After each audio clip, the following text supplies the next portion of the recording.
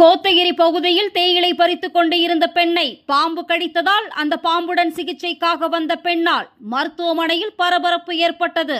நீலகிரி மாவட்டம் கோத்தகிரி பரவக்காடு பகுதியில் தேயிலை தோட்டத்தில் வேலை செய்து கொண்டு இருந்த 50 வயது மதிக்கத்தக்க மல்லிகா என்ற பெண்மணியை தேயிலை பறித்துக் கொண்டிருந்த பொழுது தேயிலை செடியின் மேல் இருந்த பாம்பு ஒன்று கடித்துவிட்டது. அவர் கூச்சலிடவே அருகில் இருந்தவர்கள் அவரை மீட்டு கோத்தகிரி அரசு மருத்துவமனைக்கு சிகிச்சைக்காக அனுப்பி வைத்தனர். இந்நிலையில் சிகிச்சையின் போது கடித்த பாம்பை அடையாளம் காட்ட அந்த பாம்பையும் ஒரு பையினுள் போட்டு கூடவே எடுத்து வந்துள்ளார் அந்த பெண்.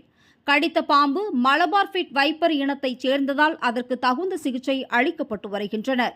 பின்பு பாம்பை அங்கு வந்த வனத்துறையினரிடம் ஒப்படைத்த மருத்துவர்கள் அவருக்கு தீவிர சிகிச்சை பிரிவில் முதலுதவி சிகிச்சை அளித்து வருகின்றனர்.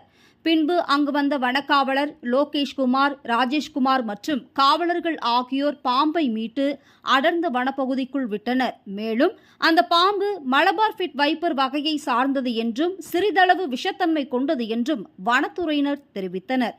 இதனால் கோத்தகிரி சுற்றுவட்டார பகுதியில் பரபரப்பு ஏற்படுத்தியுள்ளது.